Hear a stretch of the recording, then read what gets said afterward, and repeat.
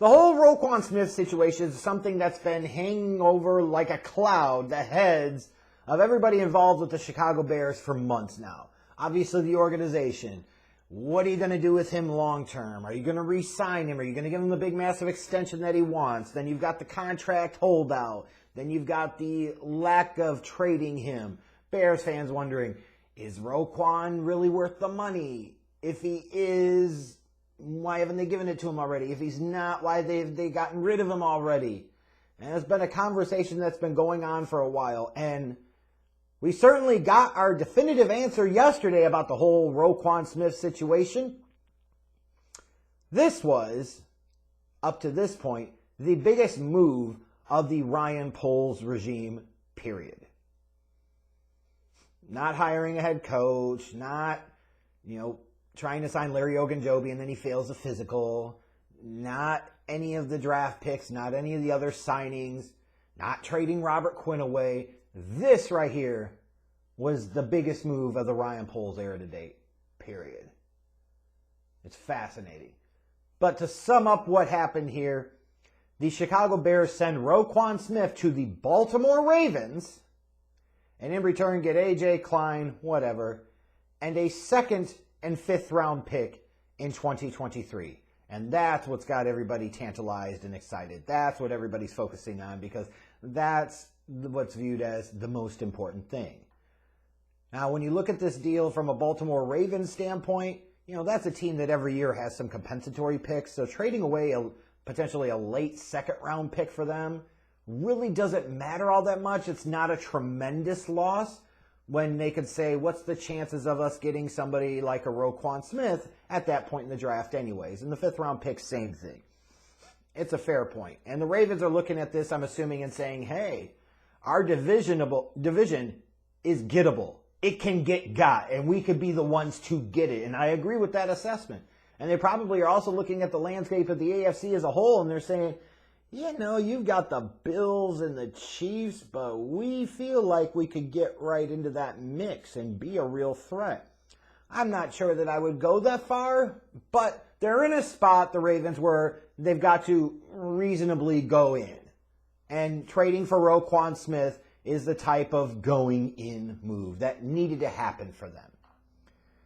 And that's what it is. But as far as the Bears, when we talk about Bears football, really no reason to throw that out there 2 minutes and 45 seconds into the video. Other than to just make sure you're paying attention. You're waking up. You're woke up. This is a significant deal for the Ryan Poles era. Because this is a statement of it doesn't matter what you've done in the past. It doesn't matter where you were drafted before. It doesn't matter. Like, if you don't fit the long-term vision, you're gone. And it takes guts to sit there and trade a guy like Roquan Smith, who's only, 25, going to be 26, I think, soon? Who some people think is one of the very best off-ball linebackers in the NFL. I don't quite agree with that assessment. Personally, I've always felt Roquan was a bit overrated. Now, granted, that could be in part because I've seen truly great linebacker, Hall of Fame linebacker play during my lifetime as a Bears fan with Singletary and then Urlacher. I promise you, I look at Mike Singletary, I look at Brian Urlacher, I look at Roquan Smith. One of them ain't the same, and it ain't because Brian Urlacher was white. It's because Roquan Smith is just not on that level. So does it really make sense in the modern NFL to potentially look at having to deal with another offseason a distraction with Roquan Smith, who I believe still doesn't have an agent, considering paying him $20+ million a year, when he's not somebody you deploy a ton as an edge rusher? He's not that phenomenal in coverage to me. And we got to be honest here, like coming off of Sunday's game against the Cowboys, if Roquan Smith was that great, the Bears wouldn't get shredded on the ground up the middle like they do. Shit, they gave up 42 points on defense with him. They can just as easily give up 42 points on defense without him. Now, if you're one of these psycho clowns that chooses not to listen to what I actually just said and instead focuses on, how dare you talk shit about the Roquan Smith? How dare you talk about one game like that when it's an outlier and not the reality? You're missing the fucking point! The point is If this defense with a Roquan Smith can give up 42 points, they could just as easily do that without him. Is that clear? Yes, thank God, I would hope so. Meaning that at this moment in time, the greater value of Roquan Smith to the Chicago Bears organization was via trade, not playing him, not keeping him, and certainly to God Almighty, not giving him a long-term contract extension. Why the hell would you do that? He's not on a Fred Warner or freaking Shaquille Leonard level. He's just not. Too much up and down. Too many spots where he's just not a presence. Good player, Roquan Smith, yes. Tad overrated by Bears fans? Abso-freaking-lutely. And personally, I think when you look at Ryan Poles and especially head coach Matt Eberflus, you have to assume Eberflus is pretty plugged in and pretty coordinated with when it comes to these moves. He ultimately had to sign off on sending Roquan Smith packing. That should tell you something. The guy that runs the cover 2 defense that would look at a guy like Roquan Smith to be that dude isn't looking for him to be that dude. Again, speaks volumes to me. It's not to crap on Roquan Smith, let me be clear, because I know listening and comprehension sometimes is a problem, a challenge for Bears fans. It is more of a reflection of you don't need Roquan Smith. His bigger value was as a trade piece. That's reality. So now you look at the Chicago Bears team, and what does this whole Roquan Smith deal mean? It means that Ryan Poles said to himself, we could be 3-5 with Roquan Smith, ain't no reason to keep him. Our defense can give up 42 points with him, no reason to keep him. This is an organization for years that had minimal draft picks. It needs more swings at the plate. You also need to accumulate additional draft pick capital in case you need to make some big moves in the offseason via the trade market. And making some of these deals now better position you to do that in the long term. Also kind of remaking the team in a different way, especially defensively, and deprioritizing defense. The reality is that this Bears organization for decades has consistently invested way too much on the defensive side of the ball. Even with the slight downturn in offenses in 2022, it's still an offense-driven league. It's offense first, offense second, offense third. You have to be able to score damn points. Some of the very elite teams that we're seeing this year, you look at the Bills, you look at the Chiefs, you look at the Eagles, for example, it's because they could put damn points up on the board. And even second-level teams like, let's say, the Minnesota Vikings, they can put points up on the board. You have to be able to put points up on the board. And you're not building this damn team around Roquan Smith. You are supposed to be building this team around Justin Fields. So the trading of Robert Quinn, the trading of Roquan Smith is an indication that that's going to be the priority. And if that's where we're heading, then obviously I am 1,000% aligned. I think this is not only Ryan Poles' most significant or important move to make so far, I think it was his best one. Getting a second and fifth round pick for a guy that's a tad bit overrated and on a 3-5 team that doesn't really rush the passer all that much, that's pretty damn good. Could they have gotten more if they traded him in the offseason? I don't know, but I'm inclined to believe probably not. This might have been about what you get.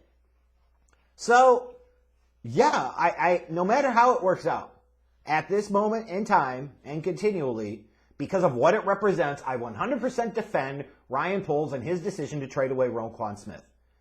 Now, you're going to have those snarkies that'll say, well, you could trade Roquan Smith for additional draft picks. And then, you know what you could do with one of those draft picks? You might be able to find Roquan Smith.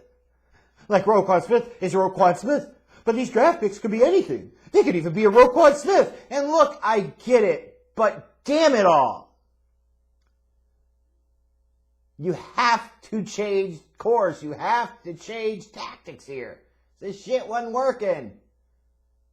There's no reason to have to pay him that much to produce not that much. I mean, that's just the way it is. So now you're seeing a lot on social media, a lot of Bears fans kind of puffing their chest out and pounding their chest about Ryan Poles and how dare you still doubt him and blah, blah, blah. And they need to slow their tits just a little bit. Break out the anointing oil.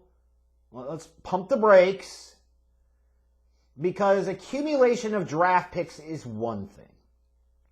But as we saw, let's say in the NBA with Sam Hinkie and the 76ers, you can get all the draft picks in the world. You can tank all in the world all you want to.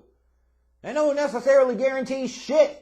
Sixers fans have been deluding themselves with trust the process for almost a fucking decade now. To the point where they don't even say it anymore because they know it's fucking stupid.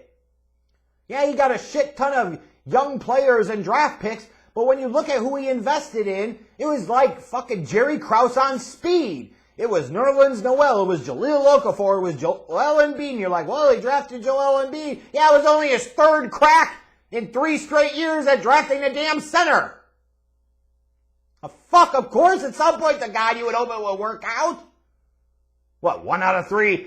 That ain't bad! No!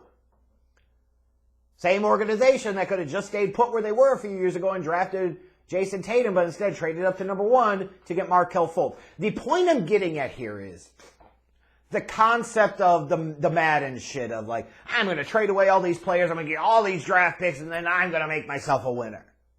It works great in a video game, and it works great in our minds in concept, but sometimes in practice it is entirely different. Sometimes the application of that doesn't always work out the way you want. And the point I'm getting at here is, it is good that Ryan Poles is putting a priority on the future. It is good that Ryan Poles appears to be, at least for now, really rethinking how this team is constructed and what's the right way to have this team constructed going forward. So far, that's what it looks like. That's a positive. However, and this is the biggest however of all this doesn't do any fucking good if you go into next year's draft and 2 of your first 3 picks are on the defensive side of the ball. You don't really make the splashes you need to make on the offensive side of the ball, particularly the offensive line and the receiving core, and you're trotting out a mediocre-ass team next year. Just like the whole thought of, well, he's got $120+ million in cap space to work with. Okay, is there $120 million+ worth of talent available that you can feasibly, reasonably go get? Like, all this shit is great in theory, like as a theoretical exercise. But I beg and implore all of you to reserve your full judgment on Ryan Poles one way or another until you actually see what the fuck he's doing with all this flexibility and all this draft pick capital and all this cap space that he's acquiring for the Chicago Bears. It's great that he's getting it. That is true. I 100% agree with that. But I do not know, and you do not know, what he's going to do with that. That's where it really is going to matter. You're going to get your answer now about Ryan Poles in the next year. Because you're going to see an offseason working in free agency in the trade market with no salary cap restrictions, basically, based off the cap space they have. You're going to see a team with a lot of draft picks and more looking like they're going to have a top 10 pick in the draft. Like, you've got draft picks there. So again, not an excuse. Bottom line is, there's not going to be a whole lot of fucking excuses here. He's going to have the draft picks, the quality of draft picks, the salary cap space to be able to get a lot of shit done. And if he half-asses that, he should be shown the door. And if he doesn't half-ass it, like if he goes out there and makes big, sizable, landscape-shaking moves, like the Bears could turn it around and be really good in a really big hurry. Pattern yourself after somebody like the Philadelphia Eagles. Pattern yourself after somebody like the Cincinnati Bengals last year. Like, this is the type of stuff you're talking about. Build around your fucking young quarterback. Period. If this team does that, if Ryan Poles does that, and you start to see the results in the 2023 season indicating that this is going to get better in a hurry, then you can start pounding your chest to support Ryan Poles. Until then, frankly, you're only focusing on half of the picture. And if you really want to be honest here, how many times in recent NFL history have you seen a team really take this tactic and approach and seen it really work out? Sounds a lot greater in practice than it does actually work out in application. But either way, I wish Roquan Smith the best with the Ravens, but dude had to go. The whole way of thinking of the Chicago Bears needed to change, and my hope is that Ryan Poles trading Roquan Smith away is an indication of that's exactly what's happening at Hallis Hall.